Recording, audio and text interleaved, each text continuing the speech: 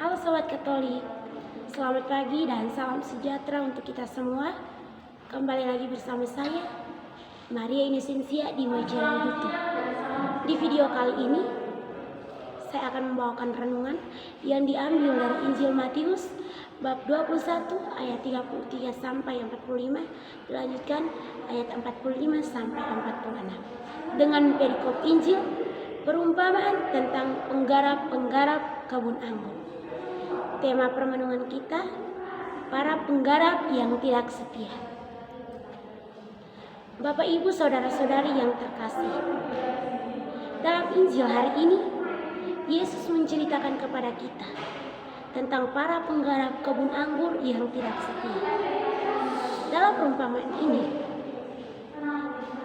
Tuhan Allah diumpamakan sebagai tuan kebun anggur. Para penggarap adalah imam-imam kepala dan ahli-ahli Taurat. Hamba-hambanya adalah para nabi dan putranya adalah Yesus Kristus. Saat tuan tanah membuka kebun anggur, ia menyewakannya kepada penggarap-penggarap, dan tuan anggur itu berangkat ke luar negeri. Ketika musim petik tiba, tuan kebun anggur itu menyuruh hamba-hambanya untuk pergi ke penggarap-penggarap itu. Tetapi apa yang terjadi? Hamba-hamba itu kemudian ditangkap dan dianiaya sampai mati. Tuan kebun anggur itu tidak putus asa. Ia terus menyuruh hamba-hambanya yang lain, tetapi tetap sama perilaku para penggarap itu. Mereka dibunuh, dilempari, dan dianiaya. Akhirnya tuan kebun anggur itu mengutus putranya sendiri dengan maksud agar para penggarap itu segan dan takut dengan anak tuan kebun anggur itu.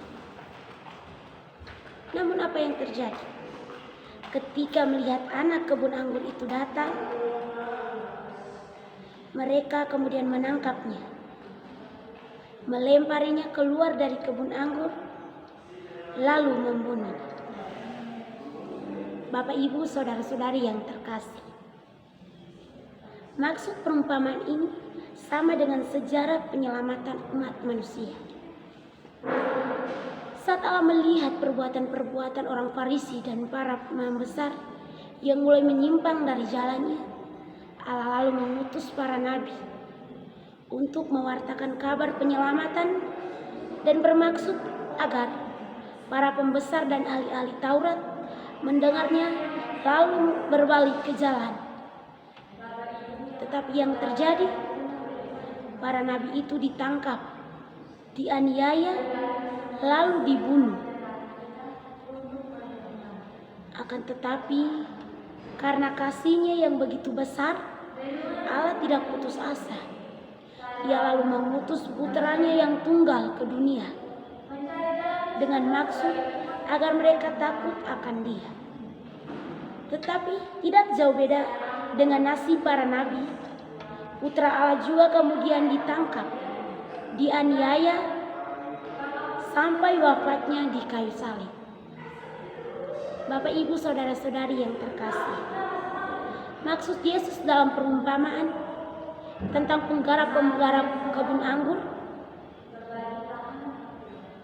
bukan hanya ditunjukkan untuk orang-orang Farisi dan para ahli Taurat, namun juga untuk kita, para pembesar dan orang Farisi masa kini yang tidak setia, bersikap tidak tahu berterima kasih atau tidak tahu bersyukur. Ketika orang lain berbuat baik dengan kita masih saja membuatnya kesulitan dan menderita. Oleh karena itu, di masa Prapaskah ini, kita coba bersama-sama membenahi diri kita. Kita kembali ke jalan Tuhan dengan bersikap baik, setia, dan tahu berterima kasih atau bersyukur, agar hari-hari kita diberkati, sehingga hati kita disiapkan untuk layak menyambut Yesus. Amin.